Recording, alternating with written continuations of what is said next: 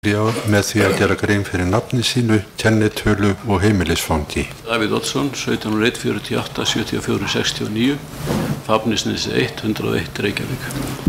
Áður en spurningar verða lagðar fyrir þig þið bent á að þú komin fyrir landsdóm til að gefa vitnaskýrslu í máli sem Alþingi hefur höfðað á hendur Geir Hilmari Haarde. Með því að þú hefur lokið embættisprófi í lögfræði þér kunna skyldu þínar fyrir dómi og réttarstaði. Skýrslugjöf verður hér hagað á þann veg að saksóknari mun leggja spurningar fyrir þig fyrst, því næst verjandi og síðan að endingu dómurinn ef efni standa til. Það verður leitast við að haga skýrslugjöfinni þannig að byrjað verður á fyrsta ákæruliðnum sem hér inn í málinu og lokið af spurningum að hendi allra áður en næsti liðurinn tekinn fyrir. Og þá bjóða saksóknara að hefja standa. Magnús Gunnarsson heiti ég og varðarsaksóknari Alþingis og ég mun annast spurningar fyrir hönd sækjanda í þessari yfirheyrslu. Getur þú talað um herra? Það, já. Þú þekkir nú kannski tilefnið og ákæruna sem komið fram að hendur Geir Hilmari, en ég ætla aðeins að fara yfir almenn atriði varðandi efni ákærunar svo að það liggi alveg klárt fyrir áður en við byrjum. Þetta sakarefni á hendur Geir Hilmari Haarde á því reist á tímabilinu frá febrúar 2008 fram í október byrjun. Hafa hann sýnt að sér alvarlega vanrækslu á starfsskyldum sínum sem forsætisráðherra andspænis stórfelldri hættu sem vofði yfir íslensku fjármálastofnunum og ríkissjóði. Hættu sem honum var eða mátti vera kunnugt og hefði getað brugðist við með því að beita sér fyrir aðgerðum, löggjöf, útgáfu almennra stjórnvaldsfyrirmæla eða töku stjórnvaldsákvarðana á grundvelli gildandi laga í því skyni að afstýra fyrirsjáanlegri hættu við heill ríkisins. Almennt séð svona til að byrja með þá mig langaði mig til þess að biðja vitnið að svara svona almennum spurningum viðfangsefnið. Hver var að þínu viti ástæðan fyrir þessum hamförum sem við höfum upplifað hérna frá því í október 2000 eða skollu á í október 2008? Hver var stærsta ástæðan fyrir þess að þínu mati? Það er dálítið flókið að svara því í skömmu máli, en ef maður einfaldar það mjög var þetta þannig að íslensku bankarnir höfðu með sinni innri starfsemi og útvíkkun starfseminnar, stækkun bankana og breyttum háttum frá þekktum bankaháttum á tilteknu árabili komið sér fram á ystu nöf í sínum rekstri. Nú má vera að þrátt fyrir það að þá hefðu þeir getað að lifa það af kannski langan tíma. En þegar að saman fór þetta sem ég var að lýsa og síðan sá afturkippur sem var gríðarlegur á því árið 2007. Kannski að biðja vitnið að koma í við nær hljóðnefanum. 2007. Þetta er ekki, það er ekki að draga hljóðnumann aðeins nær að það svo við heyrum hérna líka megin. Ég byrja aftur kannski. Allt til leið, takk. Á miðju árið 2007 þá verða algjör umskipti á alþjóðlegum mörkuðum. Umskipti frá því að þar hefðu verið urmull fjár, ofgnótt fjár sem að lánastofnanir gátu gengið í á ótrúlega góðum kjörum og með þeim hætti að það var tiltölulega lítið til veða með það sem áður hafði verið. Þegar þetta fór saman að þá fór sem fór. Vonu ég megi taka fram að þetta mun mér hætta til gagnvart þeim spurningum sem hér koma að blanda dálítið saman þeirri tilfinningur sem maður hafiði á tímanum og því sem maður seinna vissi og veit nú. Og þetta gerir manni svolítið erfitt fyrir að lýsa skoðunum sínum á verkum, að annars vegar maður að horfa til þess sem maður vissi þá, sem að stundum er æði takmarkað og þess sem mann þykja svita nú, hvernig allt var í pottinn búið. Er þetta nægilegt? Þetta er ágætt síngangur. Hvernig metur þú, það var komið hérna fram fyrir dóminum að það hefur kunnað að vera einhvers konar eiginfjárvandi dulinn í bönkunum og svo auðvitað sem að allir hafa séð að það var lausafjárvandi líka sem að endanlega lagði og var þetta eitthvað sem að var í umræðinu á þessum tíma að kynna vera að innviðir bankana væri eitthvað feisnir? Mjög lengi vel það var það ekki að það væri almennt séð væri því trúað að innviðir bankana væru orðnir veikir og það ástæðan fyrir því að því væri ekki almennt trúað var að bankarnir skiluðu auðvitað á hverju ári reikningum undirrituðum af forystumönnum bankana stærstu endurskoðanda fyrirtækjum landsins sem enn töldu ekki efni til þess að vantreysta væru réttir en hitt annað mál að einstaka maður og ég var nú kannski ég veit nú varla hvort ég geti satt meðal þeirra stundum verið nú aðalega einn í því að hafa vaxandi áhyggjur á því að bankastruktúrum fengi staðist við svo hraðan vöxt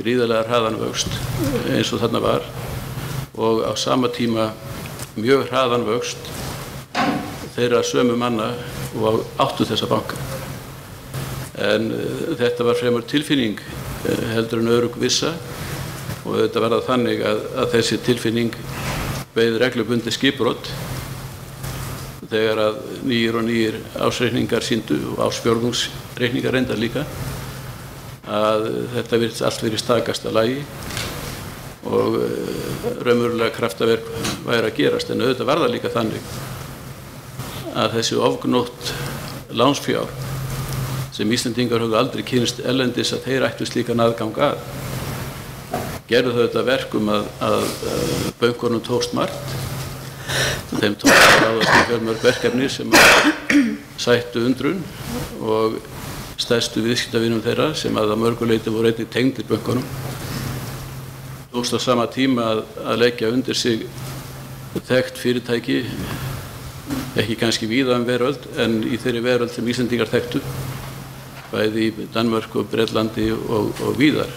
Þetta skapaði mikla aðdáun meðal þjóðarinnar allrar. Þannig að þó að einstaka maður kynni að hafa af því áhyggjur að innviðirnir væri ekki eins sterkir eins og vera kynni, þá er ekki víst að það hafi nú verið almenn skoðun og reyndar ekki auðvelt fyrir þá sem höfðu þessa tilfinningu að rökstyðja það með þeim hætti að trúverðugt væri. Innið þá í framhaldi þessu eftir árinu 2008 getur gert stuttlega grein fyrir því hvernig þessi tilfinning þín birtist í samtölum og samskiptum við þá ákærða ráðherra eða þessa bankamenn á árinu 2008 er sem sagt gerður athugasemdir við höfum eftir að fara í einstök tilvik eins og fundi og annað slíkt, fundapunta og annað þeim nótum en ef þú getur svona í almennt séð lýst kannski hvernig athugasemdir byrjuðu ekki árið 2008, þær byrjuðu miklu fyrr og komu fram miklu fyrr. Ég man að í skýrslu rannsóknarnefndar Alþingis segir nýráðinn bankastjóri Glitnis að þegar hann hitti mig í fyrsta skipti þá hef ég dempt mér yfir hann eins og það var orðað. Það var á haustinu 2007 vegna þess að mér leist ekki á ástandið í þeim banka og það sem þeir voru að gera þar. Og þessi sjónarmið mín komu fram víðar, þau sjást í fundagerðum bankaráðs Seðlabankans að hluta til. En nú verð ég að nefna það til skýringar, gagnvart öllu öðru sem hér gerist, er að yfirstjórn Seðlabankans var ekki eins og stundum talað. Það var ekki einn bankastjóri eins og nú er. Það voru 3 bankastjórar og þeir voru þrátt fyrir misskilningum annað nánast jafn valdamiklir bankastjórar. Formaður bankastjórnarinnar var ég, hann var talsmaður bankans út á við, en gagnvart öllum ákvörðunum voru lögin þannig að bankastjórarnir voru jafn valdamiklir. Það var eingöngu þannig að ef til ákvörðunar kom í bankastjórninni og einn bankastjórinn satt hjá en af hinum 2 var formaður bankaráðsins bankastjórnarinnar annar, þá við þær aðstæður réði atkvæði hans. Þannig að vegna þess bæði umfjöllum fjölmiðla og að hluta til í rannsóknarskýrslu Alþingis er mín persóna dregin mjög út of að mínu viti. Þá verður að hafa það í huga að við vorum þarna 3 bankastjórar, meira og minna völdum til jafnsettir og hinir 2 voru einhverju þau reyndustu bankamenn að seðlabankastarfsemi í seðlabankastarfsemi, ekki endilega í almenni bankastarfsemi, sem að við vorum með þá í landinu, Eiríkur Heiting Guðnason og Ingimundur Friðriksson. Myndum við koma fyrir dóminn einnig. Andmæltu þessir reyndu bankamenn þessum sjónarmiðum þínum og þessum aðvörunum, voru þeir ósammála í þessum matiðinu? Í viðskiptabönkunum. Nú lýsir því að vera áhyggjufullur og hefur lýst yfir áhyggjum yfir stöðu bankana alveg frá árinu 2007. Ég get alveg sagt það að innan Seðlabankans til að byrja með, svo ég tekið Seðlabankans sérstaklega, að þá voru ekki allir sammála þessu mati mínu lengi vel, sem svo sem eðlilegt var. Þetta voru tilfinningar, lýsingar og upplýsingar sem ég taldi mig vera að safna saman, bæði með því að horfa á umhverfið í kringum mig, horfa á hvernig fyrirtæki spruttu upp með ofsalegum hraða, hvernig menn gátu keypt hvað sem fyrir var á nokkura fyrirstöðu, sem ég fann sýna mér að menn hefðu óbeislaðan aðgang að bönkum landsins. Í öðru lagi hvernig að fyrirtæki voru rekin ár eftir ár, tökum dæmi að Sparisjóður Reykjavíkur, án þess að þar væri nokkur hagnaður af venjulegri starfsemi, heldur eingöngu af því að þeir áttu bréfi Kaupþing banka sem hækkuðu jafnt og þétt. Þetta gat ekki samrýmst góðum rekstri og svona mætti áfram telja. Í þriðja lagi þá sá maður það að fjárhagslegt öryggi stærstu fyrirtækja og skuldara bankana voru meðal annars byggð á óheyrilegum uppfærðum tölum svokallaða viðskiptavild, tölur sem námu ekki bara milljónum eða milljónatugum og ekki bara milljörðum, heldur nálguðust, ef ég man rétt, nærri 200 milljarða króna, og á þessum tölum var byggt þegar mennum var lánað og augljóst var að vegna þess hvernig þessar tölur voru fengnar, það voru fengnar í framhaldi af því að fyrirtæki veru sameinuð, keypt upp og sameinuð, rúin inn að beina innanfrá og viðskiptavildin var fundin með að hluta til með þessum hætti og farið til bókar og var notuð til stuðnings og réttlætingu því að lána fyrirtækjum stórkostlega peninga. Þetta rætti í hópi bankastjóra? Þetta rætti við í hópi bankastjóra, já. Stefán Svavarsson hefur skrifað grein um þetta? Stefán Svavarsson, hann var... Stefán Svavarsson skrifaði síðar ágæta grein um þetta og ég flutti mjög skort 1 eða 2 ræður um þetta og varaði við því, ég held að það verði á viðskiptaþingi, þó er ég nú ekki að segja það með öruggri vissu, það voru víða haldnar ræður, en Stefáni var þetta ljóst, Svavarsinni. Endurskoðandi í Seðlabankans? Hann var endurskoðandi í Seðlabankans og sat reyndar hríð tilnefndur af Seðlabankanum til að sitja í stjórn fjármálaeftirlitsins. Þannig að þegar allt þetta safnaði saman þá fóru áhyggjur mínar mjög vaxandi og eftir því sem á leið þá urðu félaga mínir, kollega mínir meira og meira sammála um hætturnar sem þarna væru á ferðinni. En heldur að það hafi svona farið að ganga? Ég held að þegar var komið framundir árið 2007 að þá voru menn orðnir samhljóma því að ég flyt ræðu á ársfundi í Seðlabankans 2007, mars eða apríl, þar sem að það er áður en að svokallega kreditkrönsverður, þar að segja stíflur í lánavilja alþjóðlegra við bankastofnun og fjármálastofnun og þá lýs ég því að menn skuli ekki ímynda sér það að þetta haldi áfram endalaust og ef það gerir það ekki þá standi menn fram fyrir mjög miklum vanda. Nú vel ég að taka fram að seðlabankar og seðlabankastjórar þeir út allan heim þeir á fundum sínum og í ræðum sínum tala mjög þokukent, satt best að segja.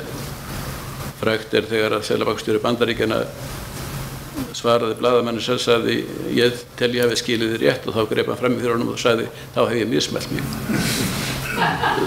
Ástæðan er þessi að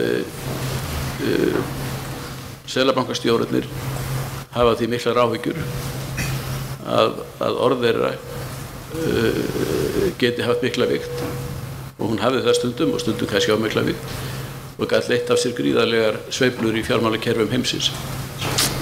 Það gildi líka okkur og í smærri stíl væri. Þú talar þessa áhyggjur þínar sem því miður þú virðist nú hafa haft nokkuð rétt fyrir þér Hversu alvarlegum augum leystu málið? Taldurðu hættu á einhvers konar þroti einhvers bankans eða? Ég taldi og sagði frá því þegar að fjármála kreditkrönsið, hvað ég var að segja, fjármögnunarstíflan og vantraust milli einstakra banka hafði staðið í 2-3 mánuði. Þá var það mitt mat og ég lét það koma fram í bankanum og víðar að stæði þetta lengur en 12 mánuði og þá verður allir íslensku bankarnir komnir á höfði. Og ég man ekki betur en ég hef í þessu húsi á fundi þá haustið sagt þetta við 2-3 ráðherra. Var því misjafnlega vel tekið eins og eðlilegt er. Talaðu svona við ákærða og þá ráðherra sem að þú átti samskipti við? Já, ég talaði með þeim hætti við hann og fleiri ráðherra og ég held að það hafi með nú staðfest í bæði fyrir rannsóknarnefnd Alþingis og reyndar sumir í bókum sínum eins og Árni Matthíasson og fleiri. Fannst þér að þeir skildu alvöru málsins eða tækju þessi orðin trúanleg? Ég tel að þeir hafa skilið algjörlega alvöru málsins og hafi hlustað af athygli og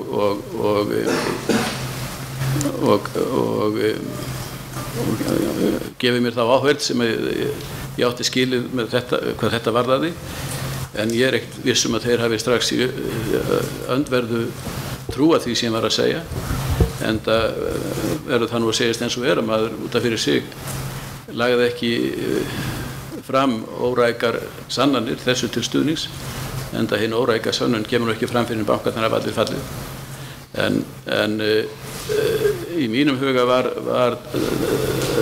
dæmið þannig, bankarnir sögðust hafa, þegar kreditkrönsi byrjar, svona þá gáfu þeir einhverjar tölur, þeir sögðust myndi geta bjarga sér.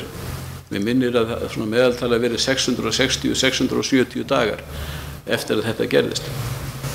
Og þetta hljóma nú ekki neitt illa vegna þess að ekki bara hér á landi, heldur allstaðar. Ég var við það að fundi með seðlabankastjórum víða að þá voru menn að búast við því að þetta kreditkröns, þessi stífla myndi leysast, traust milli banka, þannig þeir færu að lána hver öðrum myndi batna og þar fram eftir göttunum. Vandamálið hins vegar við þessar tölur bankana að þeir hefðu peninga í þetta langan tíma var meðal annars það að á því var byggt, þegar maður reiknaði þetta, það er engin ósannindi í þessu eða þess áttar, en það er byggt á fölskum forsendum.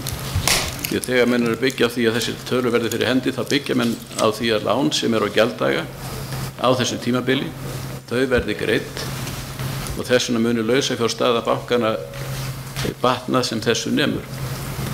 En reynslan var auðvitað önnur. Fyrirtækin stóðu veikt, fyrirtækinu þau fengið að lána stórkostlegt fé án þess að væri efni til þess. Auðvitað var það í samræmi við bankastarfsemi. Bankar lána langt, fjármagna sig tiltölulega skammt og gera ráð fyrir því að geta endur fjármagna sig. En þessi lán sem átti að koma inn og tryggja það að bankarnir hefðu lausið fyrir stöðu til 660-670 daga, þau kom ekki endilega inn og kannski sjaldar en ella. Þannig að bankarnir verða að framlengja þessum lánum, jafnvel að auka þau til þess að halda fyrirtækjum gangandi og þar með veiktist þessi fullyrðing bankana það að þeir myndu geta staðið af sér við storminn þetta langan tíma. Það liggur hérna fyrir skjalablaðsíðu 289 ef allt er á versta veg í lausafjárstöðu bankana, fjármálasvið Seðlabankans í janúar 2008, vinnudrög. Fyrir skjal, ég er ekki með það. Nei, ég er að lýsa þið fyrir því, ég ætla að lesa upp úr því. Já. Þar segir að Glitnir eigi eignir umfram, þetta er næsta blaðsíðu 291, að Glitnir eigi eignir umfram skuldir, þetta er semst í janúar 2008 eins og ég sagði. Glitnir eigi eignir umfram skuldir næsta mánuð en ekki næstu 3 mánuði. Glitnir stenst því ekki lágmark lausafjárhlutfall samkvæmt reglum Seðlabankans og þyrfti því að bæta bankann viðurlögum í formi dagsekta. Þetta Ég þekki ekki þetta skjal svona ekki var þetta í janúar 2008 að menn voru með þessar áhyggjur af Glitni að menn höfðu ákveðnar geti ekki fjármagn sig í samræmi með þær kröfur sem Seðlabankinn gerði. menn höfðu áhyggjur af lausafjárstöðu á stundum en það þýddi ekki endilega að bankinn væri að fara í þrot. Það voru auðvitað ýmis úrræði til. Nú Seðlabankinn var sjálfur með mjög mikla lausafjárþjónustu við bankana sem síðan var enda gagnrýnd og misskilningi byggt að mínu viti en enga síður voru þetta samt töldu þetta til hættumerkja, það er ekki valið. Ég ætla aðeins að vitna inn í skýrsluðinni af rannsóknarnefnd Alþingis bara svona til þess að létta andrúmslofti kannski og líka undirstrika það sem að Létta andrúmslofti? Tryggvi Gunnarsson spyr það ljóst að sem sagt alveg frá því ársbyrjun 2007-2008 að menn litu á þetta sem raunverulega hættuna Seðlabankans og þá svarar þú hérna samkvæmt þessari endurriti af skýrslunni já. Því þegar við förum að setja saman áfallalínuna 24. janúar þá kemur fram í gögnunum að við teljum nánast óhjákvæmilegt nema bandstrik. Þetta vorum við alltaf með þær vonir nema allt myndi batna í heiminum. Allir markaðir myndu opnast aftur og allir yrðu og jólasveinarnir myndu mæta vettvang með póka, peningapoka. En ef það gerist ekki, af því að það er nú í mínum huga svo kristalklárt, það vantaði 44 milljarða evra á 3 árum. En það væri lokað, ef það væri lokað þá hengi yfir okkur þetta sverð. Mér fannst þetta allt kristalklárt, en það fannst ekki endilega öllum öðrum með þetta að lýsa því sem þú hugsaðir. Ég man vel eftir þessu reyndar var held ég þessar tölur. Ég held að ég var tekið þær upp úr Bloomberg-skjali, en allavega hvernig sem þær eru fundnar, að þá lá það fyrir þegar að endur fjármögnunar skýrslur bankana, höfuð bankana þriggja eru teknar. Það var ljóst að þeir þurftu að útvega sér milli 40 og 45 milljarða evra sem eru náttúrulega alveg gríðarlegir fjármunir á 3 árum að vísu. Blasti það nokkuð við á þessum tíma miðað við aðstæður í heiminum að það myndi vera auðfengið? Nei, þvert á móti, það blasti það alls ekki við. Hvernig var staðan þarna í endurfjármögnun með lántökum á alþjóðamarkaði? Hún var mjög erfið, en þetta tilvitnun til jólasveinana þó hún hafa kannski verið gáleiðislega orðuð, þá er hugsunin þessi að allstaðar í heiminum, ekki bara hér, að þó menn hefðu þessa svörtu sýn á bönkunum sem við höfðum í Seðlabankanum og ég held algjörlega réttilega eins og reyndar á daginn kom að þá gengum menn alltaf út frá því að við yrðum, þar að segja Ísland og Seðlabanki þá sem slíkur sem að hafið þá lagaskyldu að reyna að stuðla því að peningakerfið virkaði, þá byggðum menn alltaf á því að við gerðum ekkert sjálfir sem yrði til þess að hrinda af stað dauðadansinn í þessari von sem að mjög margir höfðu og nánast allir höfðu eins og ég var að reyna að lýsa á það að þeir sögðu sem svo þetta skall á okkur óvænt, það sá aldrei fyrir þessu kreditkrönsi, það er ekki rök á bakviðana að þessu fjármálaþrengingum önnur en þau þó sem voru konkrét náttúrulega þessi undirmálslán í Bandaríkjunum, subprime lán sem skyndilega menn sáu að voru botnlaus vegna þess að þeir sem áttu að endurgreiða þau gátu það ekki og hefðu aldrei sjálfst getað það.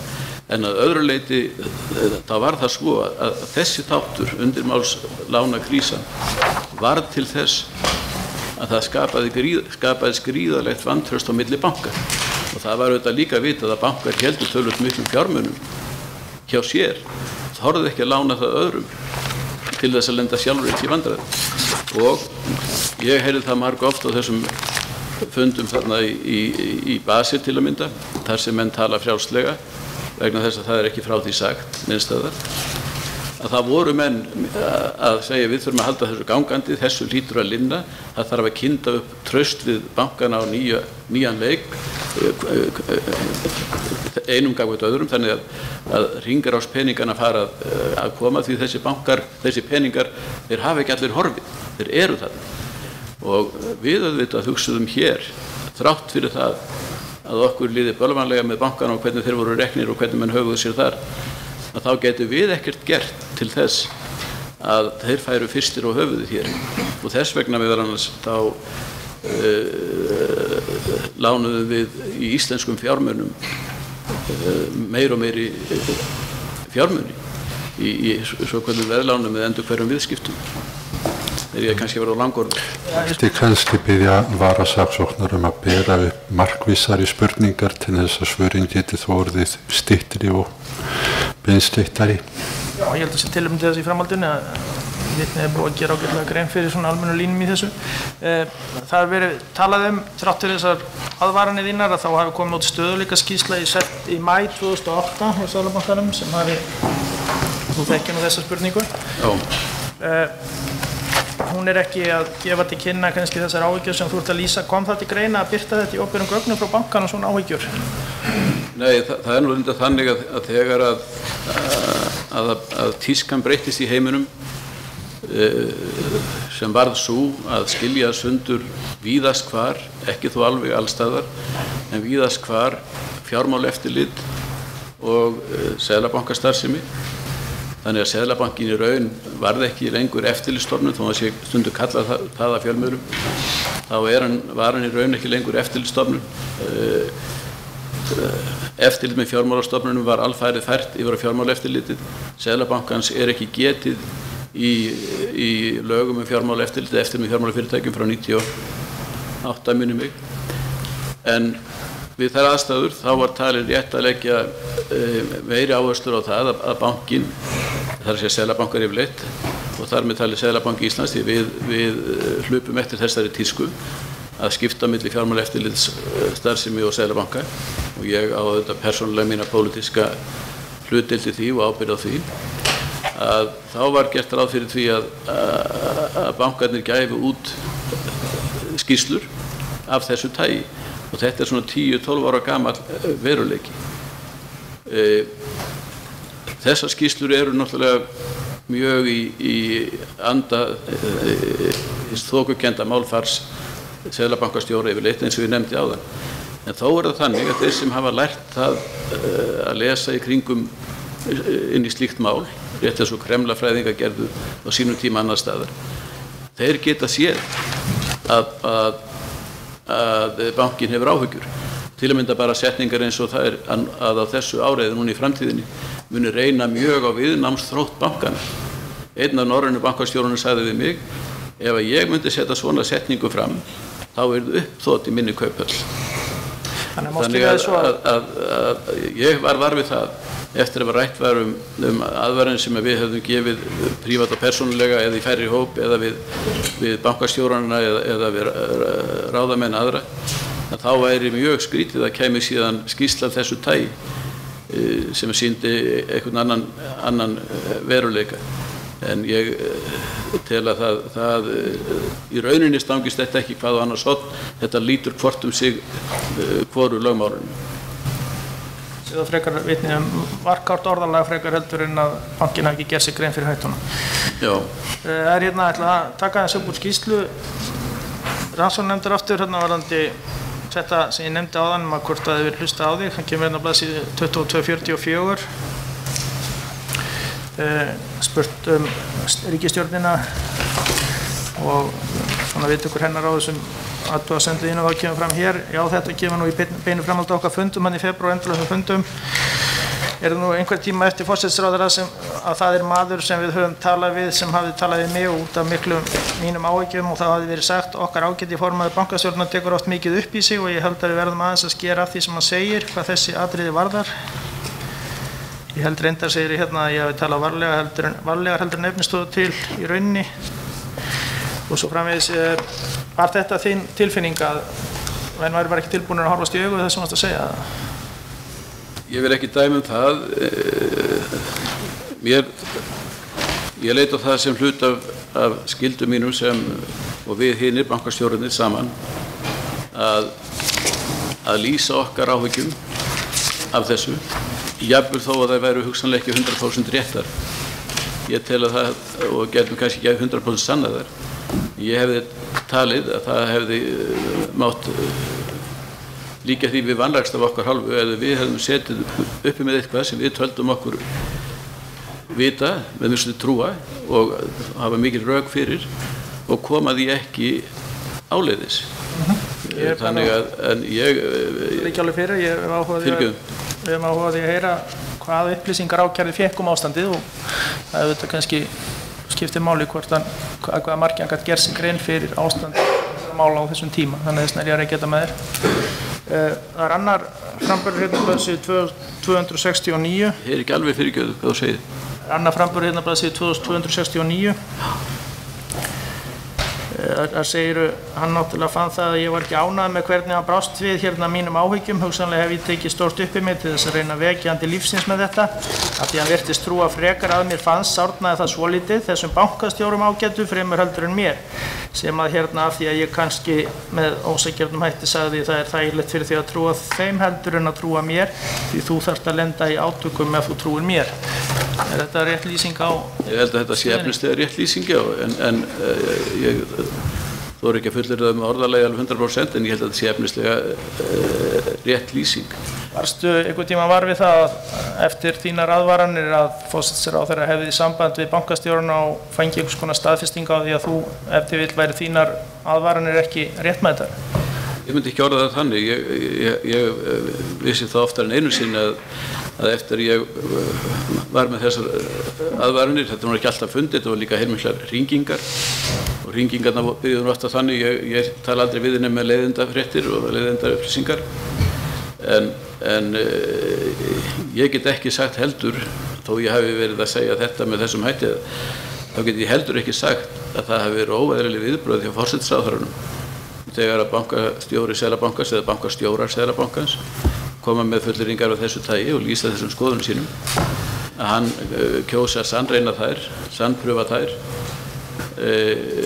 gagnvart bankastjórunum og það er auðvitað þannig að það má segja að þessar lýsingar mínar og yfirlýsingar þar féllu nú stundum dálítið í verði þegar að eftir að búið að tala við bankastjóruna þá komum síðan 2-3 mánuðum seinna ársfjórðungsskýrslur sem sýndu 50, 60, 70 miljardar króna hagnað á þessum bönkum sem ég var að segja að vera að fara á hausinn.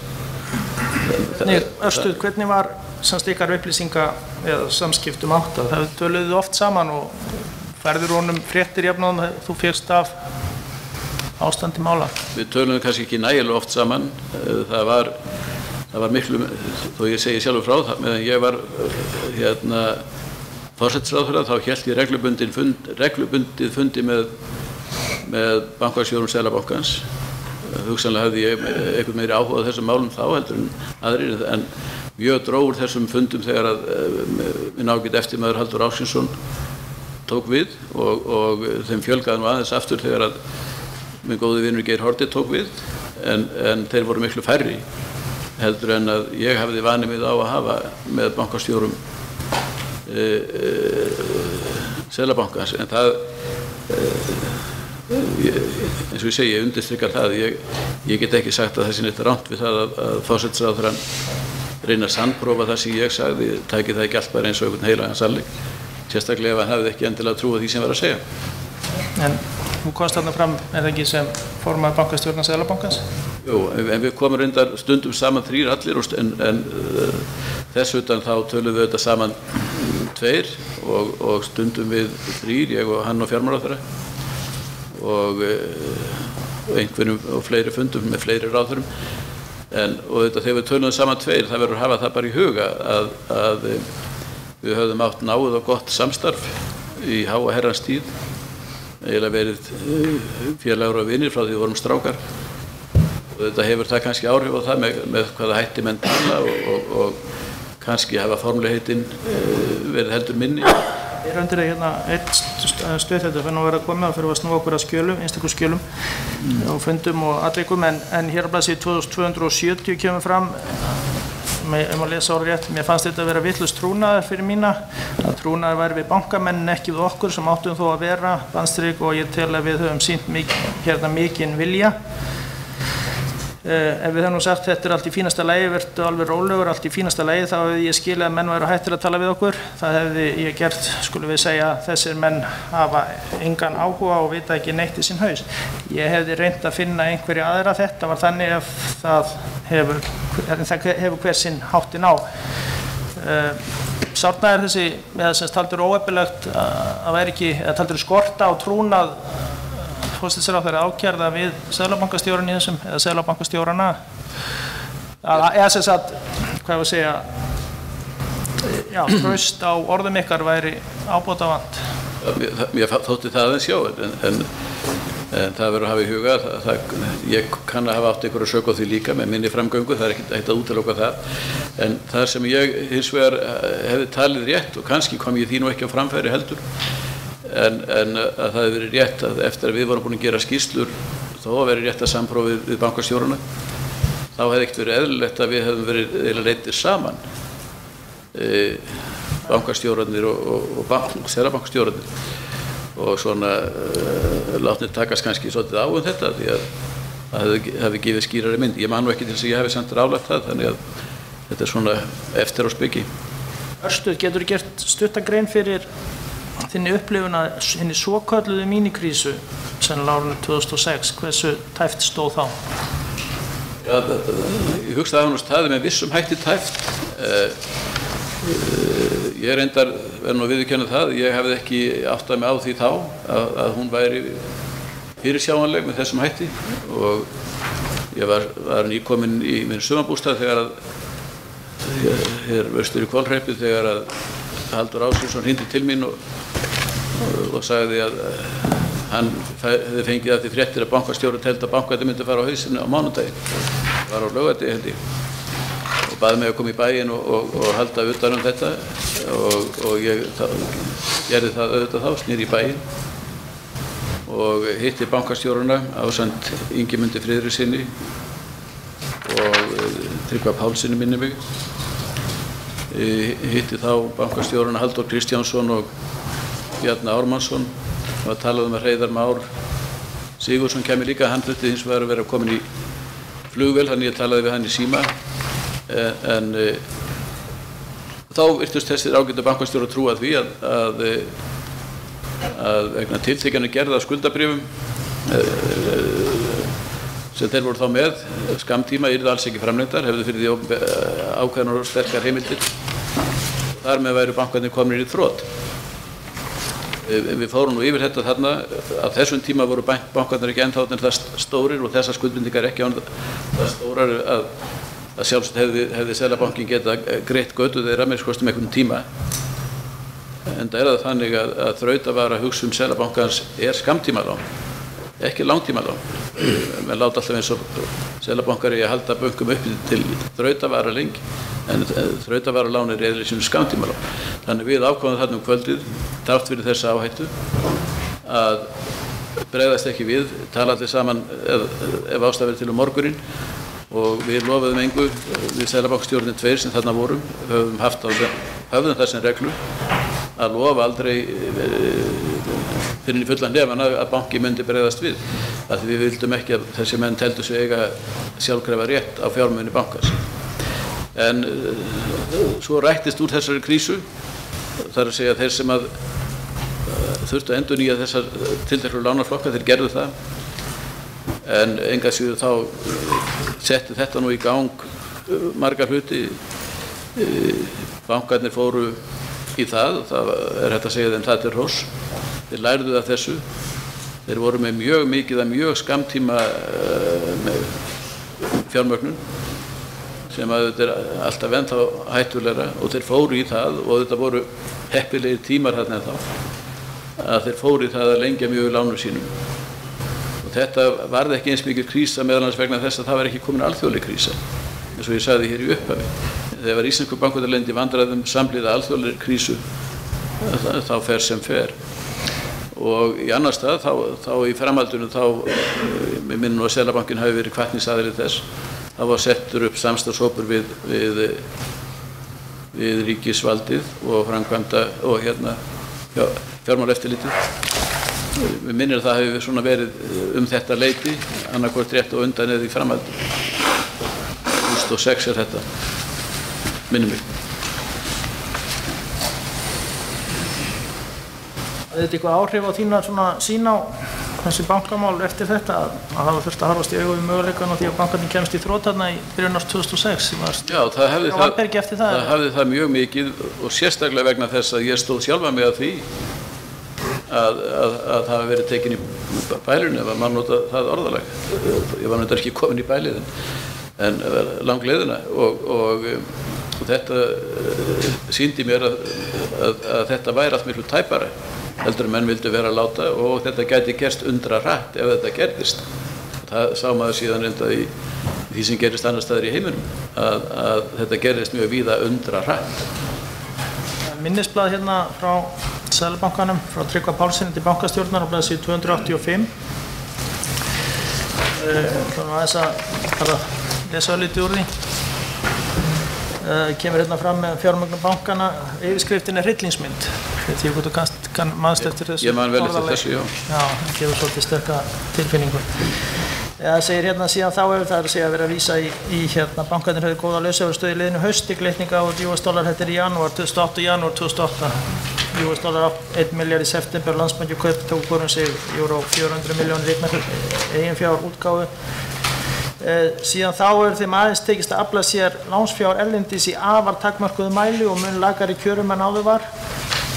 Svo kemur hérna fram skuldatryggingarálögin að þar sem þau álögin eru orðin þetta há og efast að fjárfestar vilji taka þátt í útboðunum þar sem áhættan er metin þetta mikil.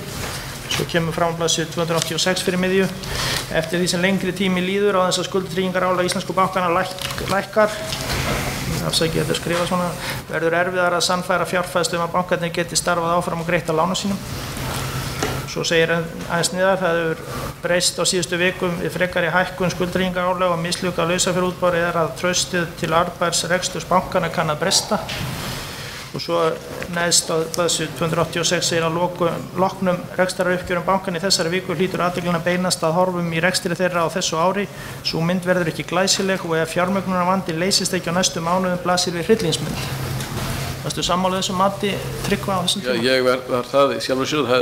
Það var þannig eins og ég segði áðan, þarna er kreditkornsti búið að standa 5 eða 6 mánuði. Ég hefði nú spáð því að þetta myndi ekki lifa lengur en 1 ár eftir það. En þess utan þá höfðu menn farið með töluverðum fjara hitt og söng til Bandaríkjanna í þeirri von að hálfu Glitnisbanka minnum mig, í þeirri von og vissu að þeir myndu ná þar peningum. Og það var auðvitað vond merki gagnvart umheiminum og öðrum lánveitendum að þetta gekk ekki fram. Þannig að þetta var auðvitað til þess fallið að auka allan vanda. Það kemur fram og hefur komið hérna fram hjá ákæra því áttu fund 7. mars 2008. Ég veit ekki hvort það er hægt að við erum að rifja upp efnið þess fundar, manstu það? Ekki bara út á svona dagsetningu. Nei, það liggur fyrir tel ég vera í gögnum málsins að þú hefði kynnt honum skjal frá Andrew Gracie, PowerPoint-kynningu. Já. Kannastu við það? Ég kannast við það. Það var maður sem fengur frá Englandsbanka til þess að undirbúa banka. Hann hafði tekið þátt í svona stjórnun og kennslu á því svæði og var hátt skrifað þá hafði verið í Englandsbanka, var nú held ég, þegar þarna kemur sögu komið með sjálfstætt fyrirtæki en þó í tengslu við Englandsbanka. Og hann hélt fundi með okkur í bankanum og seinna með reyndar hélt hann erindi hjá Norrænu Seðlabankastjóranum sem hittist á Egilsstöðum í framhaldinu og hann lét okkur hafa efni og fróðlegt efni og með upplýsingum áhættuna sem að menn stæðu frammi fyrir eða gætu stæðu frammi fyrir og hugsanlega viðbrögð. Varstu þetta sem tímamótaplagg? Ég held að það einhvers staðar verið haft eftir þér. Var þetta þínu viti gagnleg og nauðsynleg áminning eða? Ég held að þetta hafi verið mjög gagnleg áminning. Hvað af þessu öllu saman var svo tímamótaplagg en erfitt að segja, það var margt sem gerðist. En ég afhendi forsætisráðherra inntak af þessu, ef ég man rétt. Líklega á þessum fundi? Á þessum fundi, já. Það var svo unni með þetta, við komum að því eftir í samráðshópi stjórnvalda. Já, Eftir aðgerðaáætlun og slíkt. Já. Þú hafði verið á fundi bankastjórinn Bank of England þarna skömmu áður 5. mars. Manstu hvort ég rædduð eitthvað þann fund á þessum? Það var gerð minnisblaðum þann fund. Já. Ég reyndar hef ekki... Blaðsíðu 222. Ég hef ekki lesið það lengi en ég held að Ingimundur hafi skrifað það minnisblað og þetta var fundur með Mervyn King og Sir John Chief og með okkur og var okkur fannst að vera gagnlegur fundur en enga síðan fundum það var auðvitað áhyggjur hjá þessum aðilum vegna starfsemi íslensku bankana en auðvitað skynni við þá að þeir litu kannski á vandamál íslensku bankana ekki stórum augum eins og við myndum halda bara vegna stærðar bankakerfisins í Bretland og það umfang sem þeir voru með en enga síður voru þessar áhyggjur til staðar og í framhaldinu þá held ég með að segja að þeir hafi sendt okkur sérfræðing á sínum vegum til að fara yfir mál með okkur. Ég reynda mann og ekki hvað 4 mánuðum seinna hvað sá maður hét en það á að vera til líka í gögnum málsins. Hérna frá blaðsíðu 224 það verið augljóst af orðum forsvarsmanna Bank of England að þeir væru uppteknir af mögulegum afleiðingum þess að mikið er tekið út af reikningum í bönkum þar á meðal Landsbanka Íslands í London geti haft smitaáhrif og svo framvegis og áhyggjur af innistæðutryggingum. Já. Við komum að þessu náttúrulega betur og eftir. Já, það er ef þú nefnir þetta þá minnist ég þess en ég verð bara að vísa í minnisblaði það má fara að fyrirnátt yfir margt af þessu satt best að segja. Það var aðeins samráðshóp stjórnvaldum fjármálastöðugleika og viðbúnað. Getur aðeins gert grein fyrir hvað komið Seðlabankans að þessu og vitneskju þína starfsemi og framvindu þeirra verkefna sem þar voru? Seðlabankinn var, ef ég man rétt, helsti hvataðilega því að slíkur hópur settur á fót og en nú ekki á þeirri stundu endilega hugsaður vegna þess að það sé algjörlega yfirvofandi bankahrun á Íslandi en hins vegar var talið afar þýðingarmikið af hálfu bankans að það yrði formleg tenging við stjórnvöldin og við fjármálaeftirlit og Seðlabankann og fyrir bankann sjálfan af því að það er ákveðin hætt á því í tiltölulega stórum stofnunum að allir séu samfærður um það að það sé einhver í kerfinu sem sé að passa upp á þetta allt saman en svo kannski kemur ljós að allir héldu að hinn væri að passa upp á það sem þetta passa upp á. Þannig okkur þótti mikilvægt að koma þessu í fast form og ég held líkt leyti þá settum við á stað okkar eigin innri varúðarhóp til að undirbúa áföll og reyna að búa til einhvers konar svona ígildi almannavarnarskýrslu vegna sem við ættum að nota eða gætum hugsanlega að nota við fall banka. Þetta vitum við það að menn hlaupa ekki í möppun og nota þetta nákvæmlega eins og þetta en það ef eitthvað kemur upp á en það er hins vegar hjálpar mönnum að vera búin að ganga sálfræðilega, búin að ganga í gegnum þetta allt saman. En það var okkar hugsun líka að það veri líklegt að upplýsingar sem kæmu fram settar með þessum hætti á embættilegum grunni og þar sætu til að mynda ráðuneytisstjórar mikilvægra ráðuneyta að þá væri líklegt að sjónarmið og upplýsingar Seðlabankans og eftir atvikum fjármálaeftirlitsins myndu síast tortryggnislaust í gegn til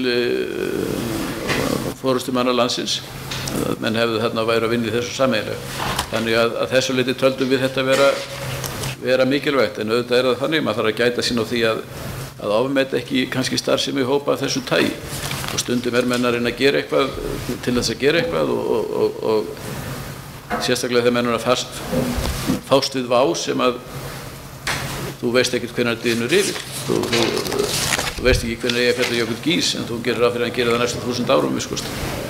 Var þá, hver var tilgangur hópsins? Upplýsingamiðlun eða hvað? Í sjálfu sér var hann kannski margþættur. Hann var upplýsingamiðlun. Hann var til þess fallinn að þekking kemur saman, að sæti ekki hver í sínu horni með þekkingu sem að aðrir þyrftu á að halda, og síðan jafnframt að auðvelda það að stjórnkerfið væri búin að venja sig á það að tala saman með tilteknum hætti ef að til krísu kæmi. Og það höfðu nú verið gerðar viðlagaæfingar með samnorrænar viðlagaæfingar, og það var mat Seðlabankans eftir þær viðlagaæfingar að það vantaði upp á að ríkisvaldi væri búið að gera upp fyrir sig. Við töldum að það komið bara beinlínis fram í viðlagaæfingunni, þessari samnorrænu, sem stóði 2-3 daga þar sem að banki fór á hausinn. Það var ekki nafngreindir bankar, en ég held nú samt að það hafi verið Kaupþing hafi verið í hlutverkinu, ég man rétt, en það hét eitthvað annað. Og við töldum að þessi æfing leiddi það meðal annars í ljós að ríkisvaldi væri ekki búið að gera upp fyrir sig loka nikkin í því hvernig bregðast þetta við ef þetta bankaáfalls kæmi. Ég segi þetta ekki í gagnrýnis tón vegna þess að það sjónarmið ríkisins að vilja ekki gefa þá niðurstöðu til að mynda hvort að ríki ætla að koma með stórkostlega fjármuni eða þess háttar. Það var alveg valid sjónarmiðið af hálfu fulltrúa ríkisins að slíkar yfirlýsingar, jafnvel við Seðlabankann og fjármálaeftirlitið, gætu gefið það sem kallað er moral hazard, freistni vanda, eins og ég held að það sé þýtt. En það var semst allir þessi þættir sem voru taldir vera æskilegir. Átti þessi samráðshópur að undirbúa viðlaga áætlun ef til bankar kannski? Það var einn af þeim þáttur sem að hugsað var og jafnvel var þetta hugsað að þarna gætu menn, ef ég man þetta rétt, ég verð að hafa fyrirvara á því, gætu menn unnið forvarnarvinnu gagnvart hugsanlegri lagasmíð sem mætti ekki vera upp á borðinu neins staðar, því að lagasmíð yfirtöku banka ég reyndi að byrja að láta vinna hann í forsætisráðuneytinu áður en ég hætti þar. Ég hef komið á að gera þessu öllu saman. Það er að segja að reyna að vinna í leyni lagatekstum það með hvaða hætti þetta er tekið yfir með lögfræðilegum hætti, því að það er náttúrulega mjög hættulegt að fara ef það spyrst út, því þá segja menn þetta er ekki menn sem eru að hugsa til framtíðar, þetta eru menn sem ætla að koma alltaf á kaldan klaka með því að leika þess út. Það var, ef ég man rétt, þá kom nú hluti af eitt mikilvægt ákvæði, ef ég man rétt, sem að koma að gagni þegar að neyðarlögin voru sett. Þú sjálfur eitthvað með framvindu þessara vinnu? Ég var ekki í vinnuhópnum, en við fengum fundargerðir eða svona minnisblöð, og eins kom minnur og Ingimundur hafið setið í hópnum, og eins komu þeir Ingimundur og Tryggvi Pálsson og gerði okkur stundu grein fyrir því sem þarna var að gerast. Varstu ánægður með framvinduna í þessu starfi? Ég var ánægður með það út af fyrir sig að þessi starfsemi væri þarna. Það er alltaf að segja það. Mér fannst hún hefði geta kannski verið svona heldur markvissari og þess áttar, og það er ekki verið einn að sakast í því efnum. Seðlabankinn hefði svo sem geta ítt undir það líka að þetta væri markvissari, unnið með markvissari hætti heldur en gert var. Hvað var þínu mati þá ómarkvisst í þessu? Hvað var það sem þið fannst gaf þér þessa tilfinningu? Ég fannst að verkefnin væri ekki nægilega skipulega sett niður og gengið í það með nægilega skipulegum hætti. Ég ger ekki lítið úr því að það sé gott að menn hittist og svona rabbi og láti hugan flæða og fari yfir það sem er efst á baugi og samræmi upplýsingar. Það getur verið mjög gagnlegt, en ég man að ég gerði einhvern tímann athugasemd við það þegar var að skýra manni frá þessum að mér finnst þetta ekki vera nægilega markvisst ef svo að orðið komast. Nefndir, og það komaði kannski seinna að ákvarðanir ríkisstjórnar kannski hversu langt þið vildi ganga. Var ekki leynd yfir starfið þessar, ég meina þagnarskylda og annað slíkt. Þetta voru ekki upplýsingar, bankarnir áttu ekki aðgang að þessum fundagerðum eða þessum starfshópi, það?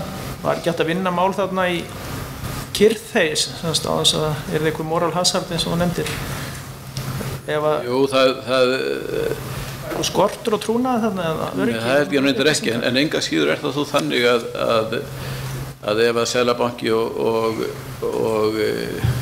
fjármálaeftirlitið hefðu vitað það að ríkisvaldi verið búin að gera upp fyrir sig að reyna að bjarga bönkum og dælið á peningum og þá gat það líka verið svona moral hazard með vissum hætti gagnvart þessum tveimur stofnunum. Seðlabanki lýsti því jafnan yfir að það væri opinberlega, það væri hvergi lofar fyrir því, hvergi að bönkum yrði bjargað. Það væri undantekningar atvik og það ekki gert aldrei út frá þágu bankana, heldur eingöngu í neyðartilvikum ef menn teldu þá í þágu ríkisins og þjóðarinnar. Þannig að þetta nú svolítið vand með farið og ég segi fyrir mig, ég minnist þess ekki að ég hafi gagnrýnt það formlega eða óformlega að fulltrúar ríkisins hafi ekki viljað ganga til enda í þessu. Eitthvað í að þínu mati skipulagi eða verkstjórn hópsins sem að hamlaði þagnarskylda eða ég þekki það nú ekki eða milli stofnana eða annað slíkt ég þekki það nú ekki hvernig það var og ég man ekki eftir því að hafa fengið frá Ingimund eða Tryggva kvartanir yfir því að hópnum væri illa stýrt, ég minnist þess ekki. Eitthvað var það að þær kvörtuðu eitthvað undan skorti á pólitískri stefnumörkun að öðru leyti heldur en því að ákveða hvað ætti að leggja út í fjármunum því að það eru auðvitað kannski fleiri fletir á þessu. Ég minnist þess að hafa heyrt það frá þeim að þeir teldu að það vantaði pólitískra stefnumörkun. Ég skal ekki segja nákvæmlega hvað atriði það voru þá umfram þess að ég sagði áðan. Ég man eftir slíkum kvörtunum og það það bara þannig, ég veit nú ekki eins og nákvæmlega hvað átti við með því eða mjög þá má veri að vita það þá en ég get ekki rækið það núna 4 mánuð síðar. Veistu hvort að þessi aðgerðaáætlun eða viðlagaáætlun var tilbúin þegar hrunið varð? Okkar eigin viðlagaáætlun var tilbúin. Nei, þessi samráðshópinn sko. Ég held að hún hafi ekki verið tilbúin.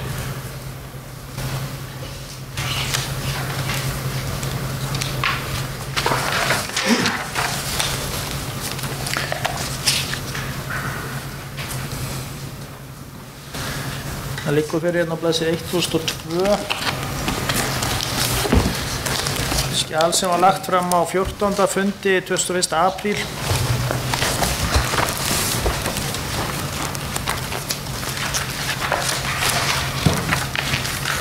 Fékkst eitthvað fleiri skjöl heldur en hérna þetta fundi nefndarinnar? Já, þess að samráðshóp. Þetta enda skjal sko sem satt saman af fjármálaeftirlit og Seðlabanka Íslands.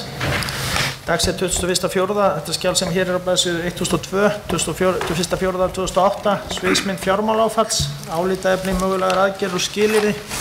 Manstu eitthvað eftir að þetta hafi verið rætt við þig eða ykkur í bankastjórninni? Það er niðurstöður á blaðsíðu 1004. Þess að þeir eru að leggja niður hvernig stjórnvöld eða yfirvöld þurfa að koma að björgunaraðgerðum. Þar segir stjórnvöld þurfa að hafa heimild til að yfirtaka rekstur kerfislega mikilvægra banka sem á í vanda.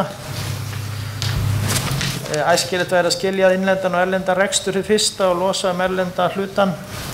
Og svo kolli, ég ætlum ekki að lista allt upp, yfirvöld þurfa að yfirfara viðlagaáætlun og útbúa heildstæða aðgerðaráætlun.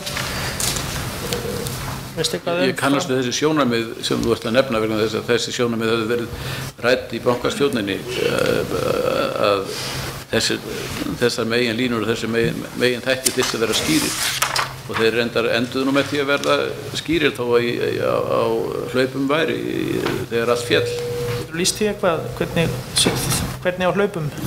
Menn höfðu mjög skamman tíma.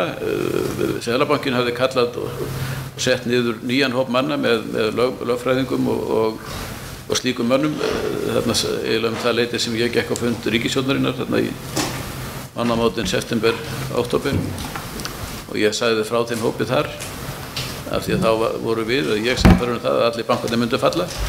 Hvernig var það? Það var sama daginn og við kölluðum hópinn saman held ég sama daginn og ég gekk á fund ríkisstjórnarinnar eða baðum leyfi forsætisráðherra að fá að koma á fund ríkisstjórnarinnar og þar sagði ég frá því þessi hópur væri starfandi í Seðlabankanum til þess að undirbúa lagagrunn og annað þess áttar sem yrði að vera fyrir hendi þegar allir bankarnir myndu fara á hausinn innan viku eins og ég sagði þar.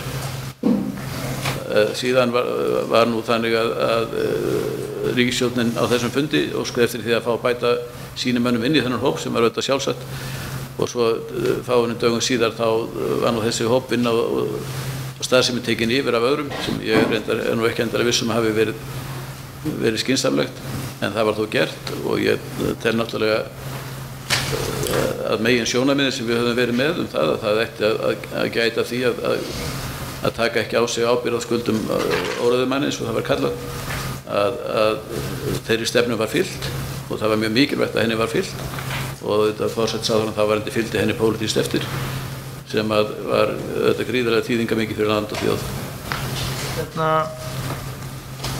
Var þá tekin upp vinnan við þetta frumvarp sem hafði verið í þessum samráðs? Já, þá var þetta kallaður inn menn utan að við kölluðum inn íslenska lögfræðingar sem starfað höfðu erlendis og við kölluðum inn aðra lögfræðingar hér og við kölluðum inn menn með reynslu, reyndar rítært menn, kölluðum inn Ragnar Önundarson og Halldór S. Magnússon og fleiri þess áttar en á sama tíma vorum við að vinna í því að sjá það að þó að bankarnir myndu hrynja allir að þá myndum við halda öllu gangandi, öllum kreditkortum, öllum olíuinnflutningum og öllu þess áttar og Seðlabankinn ábyrgðist alla þessar greiðslur sem ég ekki viss um hann hafi haft lagaheimild til að gera en hann gerði þó. Var mikil vinna eftir í þessu neyðarlögum þegar þarna var, vistu það? Já, það var tölur vinna eftir þegar þarna var komið en þarna hefði verið lagður ákveðið grundvöllur að mínu viti, réttilegu grundvöllur en meginu atriði var það var tekið síðan pólitísk afstaða að fara þessa leið. Þegar við erum að tala pólitísk afstöðu og neyðarlögin þá erum við að tala þetta að láta bankana fara í þrot og byggja upp nýja banka. Fara ekki í þá leið sem hefur verið farin í Grikklandi, Írlandi og síðan væntanlega Portúgal þegar það fer á hausinn. Var það valmöguleiki? Voru bara einfaldlega til fjármuni til þess að fara þá leið? Nei, en viljinn var fyrir hendi. Var viljinn fyrir hendi? Viljinn var fyrir hendi, það margótt komið fram að mjög margir vildu fara þá leið. Mjög margir vildu fara þá leið. Það kom nú fram á þessum fundi þarna eftir ég flutti ferðaskýrsluna, ég kannski komin fram á mér, að þá var lagt til af ráðherra á þeim fundi að nú myndu menn reyna að verða sér út af 30-40 milljarða evra til þess að standa við bakið á bönkunum sem hefðu auðvitað þýtt ef við hefðu getað þess sem hefðu alls ekki getað að áhættu sæknir þeirra hefðu aukist allan helming og hrap þjóðarinnar orðið miklum hrikalegra heldur en það var. Ráðherra lagði það til? Það var utanríkisráðherra. Þá var endur. Var þetta eitthvað möguleiki? Það er ekki möguleiki mínu viti. Afla lánsfjár? Afla lánsfjár á þessari stærðargráðu og það hefði þá verið með slíkum vaxtakjörum að það hefði falið í sér dauðan, viðbóta dauða við annan dauða sem menn stóðu frammi fyrir. Og hvernig hafði, þú getur örstuð gert grein fyrir því, hvernig hafði gengið að fjármagna gjaldeyrisvarasjóð Seðlabankans þarna á árinu 2008? Það hafði í almennum orðum. Það hafði að hluta til gengið vel. Það reynda voru viðhorfum gjaldeyrisvarasjóð dálítið breytt. Þegar ég kem inn í bankann þarna haustið 2005 og hafði sem ekki verið að fylgjast mikið með efnahagsmálum síðasta árið vegna þess að ég hafði verið að gangi í gegnum veikindi og þess aftar. Þegar ég fór að horfa dæmið þar og þá eftir 2-3 vikur þá kallaði því menn og sagði þessi gjaldeyrisvarasjóður allt of lítill.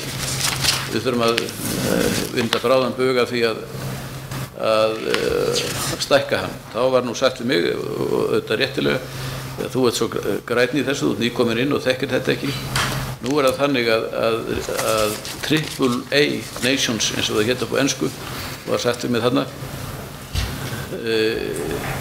þjóðir með þrefalt A-mat hjá helstu matsfyrirtækjum þær þurfa ekki eins og gjaldeyrisvarasjóð. Vanti það pening þá bara smellaði fingurum og fáið pening.